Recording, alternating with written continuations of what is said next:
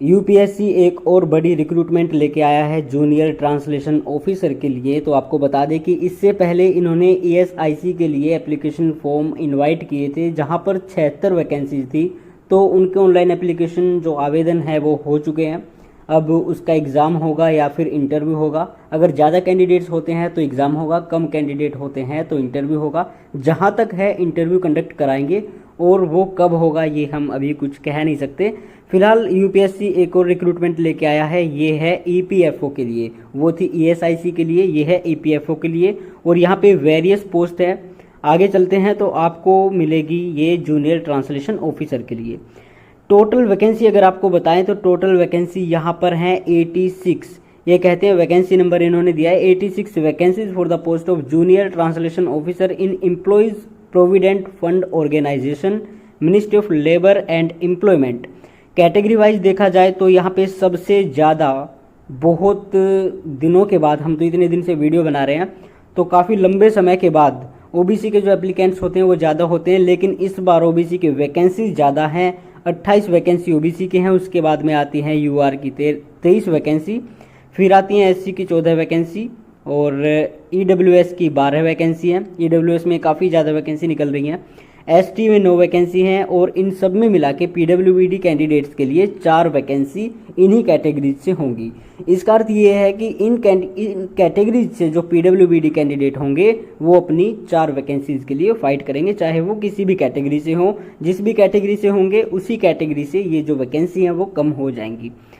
आगे चलते हैं तो अब देख लेते हैं। यहाँ पे एज लिमिट इन्होंने बताई है 30 साल आपकी होगी, और ये आती है ग्रुप बी नॉन मिनिस्टीरियल। पे लेवल 6 रहेगा, जो कि आपको पता ही है सभी का ये है। एसएससी जीएचटी में भी यही होता है। क्वालिफिकेशन की बात की जाए तो ये कहते हैं एमए अगर हिंदी में है तो इंग्लिश आपका सब्जेक्ट कंपलसरी, इलेक्टिव या फिर मीडियम ऑफ एग्जामिनेशन हो डिग्री लेवल पे।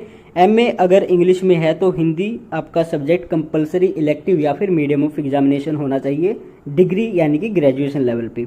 आगे कहते हैं master degree in any other subject, यानी कि हिंदी और इंग्लिश के अलावा अगर किसी और सब्जेक्ट में मास्टर डिग्री है तो आपके पास Hindi medium and English as a compulsory या इलेक्टिव सब्जेक्ट होना चाहिए डिग्री लेवल पे। या फिर कहते हैं master degree of a recognised university in any subject other than Hindi और इंग्लिश विद इंग्लिश मीडियम, यानी कि इंग्लिश मीडियम में है तो हिंदी मीडियम में मास्टर डिग्री है तो इंग्लिश आपका सब्जेक्ट या फिर मीडियम होना चाहिए ग्रेजुएशन पे। और अगर मास्टर डिग्री इंग्लिश और हिंदी सब्जेक्ट में ना हो के इंग्लिश मीडियम से है तो हिंदी आपका कंपलसरी या इलेक्टिव सब्जेक्ट या मीडियम ऑफ एग्जामिनेशन होना चाहिए डिग्री लेवल पे। और आगे कहते हैं मास्टर डिग्री आपके पास अगर किसी और सब्जेक्ट में है, हिंदी एंड इंग्लिश आपके पास फिर कंपलसरी या इलेक्टिव सब्जेक्ट या फिर दोनों में से एक मीडियम ऑफ एग्जामिनेशन हो, दूसरा कंपलसरी या इलेक्टिव सब्जेक्ट हो ग्रेजुएशन लेवल पे। इसके साथ साथ आपके पास डिप्लोमा होना चाहिए या फिर सर्टिफिकेट कोर्स होना चाहिए ट्रांसलेशन में, जिसको आप पीजीडीटी कहते हैं। सबसे ज़्यादा वही होता है, सर्टिफिकेट कम ही लोग करते हैं। या फिर अगर वो नहीं है तो 2 साल का ट्रांसलेशन में आपके पास एक्सपीरियंस होना ज़रूरी है, जो कि सेंट्रल या स्टेट गवर्नमेंट से होना चाहिए। आगे फिर इनकी कुछ टर्म्स कंडीशंस आती हैं। आगे आपको बता देते हैं ड्यूटीज़ क्या है, यानी कि आपको काम क्या करना होगा। तो काम ये कहते हैं translation work and to ensure compliance under section 33 of the Official Language Act and other rules, यानी कि धारा 3(3) ये कहती है कि भाई जो 14 कुछ दस्तावेज हैं तो वो द्विभाषी रूप में जारी होने बहुत आवश्यक हैं। बाकी जब आप सर्विस में आएंगे तो आपको सारा कुछ पता चल जाएगा। आगे चलते हैं और देखते हैं क्या इंपॉर्टेंट है। तो ये आप इसके लिए ऑनलाइन आवेदन कर सकते हो कल से, यानी कि 24 जून 2023 से 13 जुलाई 2023 रात 11:59 तक आप इसके लिए आवेदन कर सकते हो। और कहते हैं आपकी जो एलिजिबिलिटी है वो लास्ट डेट तक कंप्लीट हो जानी चाहिए, यानी कि आपका अगर मास्टर डिग्री का या फिर आपका एक्सपीरियंस कंप्लीट होना है 2 साल का, या फिर आपका पीजीडीटी कंप्लीट होना है तो वो 13 जुलाई से पहले कंप्लीट या फिर 13 जुलाई तक कंप्लीट हो जाना चाहिए। उसका रिजल्ट जो है डिक्लेयर हो जाना चाहिए। डीएमसी कभी भी आ सकती है और आपकी डिग्री कभी भी आए, लेकिन उसका जो रिजल्ट है वो डिक्लेयर होना चाहिए लास्ट डेट से पहले। आगे फिर कहते हैं date for which the interview on which the shortlisted candidates are required to bring the print out of their online application along with other documents UPSC shall be intimated separately. तो जो date है वो interview के लिए वो बाद में बताई जाएगी कि कब ये इंटरव्यू कराएंगे। आगे कहते हैं एज रिलैक्सेशन मिलेगा, SC ST को 5 साल का मिलता है, OBC को 3 का मिलता है, PWBD को 10 साल का मिलता है, तो वो उसी हिसाब से मिलेगा जो रूल है। कैंसिलेशन नोटिस है, ये कोई पोस्ट है वो कैंसिल हो चुकी है 2015 के, हमारे काम का नहीं है। आगे चलते हैं और देखते हैं, यहाँ पे नोट 2 में लिखा है in the event of number of applicants being large, अगर ज़्यादा कैंडिडेट्स ने इसके लिए अप्लाई किया तो ये क्या करेंगे, कमीशन एक काम करेगा कि कैंडिडेट्स को कम करेगा। अब कम किस आधार पे करेगा वो इन्होंने यहाँ पे बताया है। तो कहते हैं भाई यहाँ पे ये जो आपके हैं 1 2 3 4 5 6 में से कोई भी तरीका अपना सकता है वो कैंडिडेट्स को कम करने का।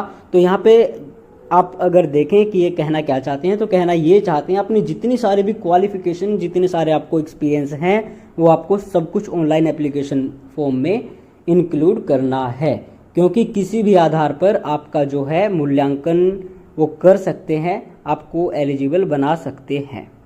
आगे कहते हैं the candidate should therefore mention all his her qualification and experience in the relevant field over and above the minimum qualification.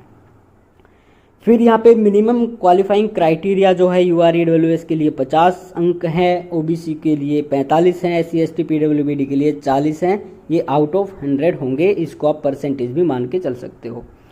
आगे कहते हैं फीस केवल 25 रुपये पे करनी है और किसी भी कैटेगरी की महिला को कोई फीस नहीं देनी है, SC ST PWBD को भी कोई फीस नहीं पे करनी होगी, केवल करनी है तो OBC EWS और UR कैटेगरी के मेल कैंडिडेट्स को ही पे करनी है।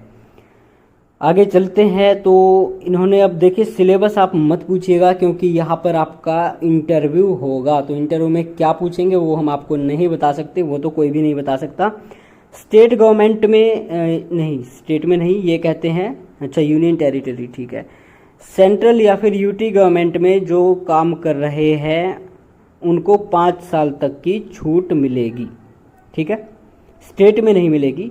UT में हो या तो 8 जो हैं 8 UT हैं हमारे, या फिर सेंट्रल गवर्नमेंट में काम कर रहे हैं। अप्लाई कैसे करना है आप इसको एक बार ध्यान से पढ़ लेना, क्या क्या आपको अपलोड करना है, किस फॉर्मेट में होना चाहिए, कितने साइज का होना चाहिए, फोटो और सिग्नेचर कैसे अपलोड करने हैं, फोटो का बैकग्राउंड कैसा होना चाहिए, कैप पहन के तो नहीं करना, स्पेक्स डाल के तो नहीं करना है। तो ये सारी चीज़ें आप देख लेना, इसको पढ़ लेना एक बार, थोड़ी मेहनत आप भी कर लीजिए कीजिए। ये जो नोटिस है आपको मिल जाएगा ऑनलाइन इनकी वेबसाइट से। तो ये जो इम्पोर्टेंट पॉइंट्स थे वो हमने लगभग कवर कर दिए हैं इस वीडियो में। और आगे ये कहते हैं आपको अगर कोई चाहिए कि किसी भी कास्ट सर्टिफिकेट का या किसी और सर्टिफिकेट का परफॉर्मा चाहिए तो वो इनकी वेबसाइट पे आपको मिल जाएगा।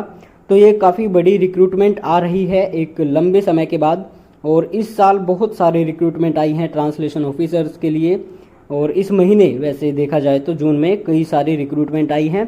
आशा करेंगे कि उन पे भी उम्मीद करेंगे कि कोई वीडियो बनाई जाए अगर सही ढंग से टाइम मिलता है तो।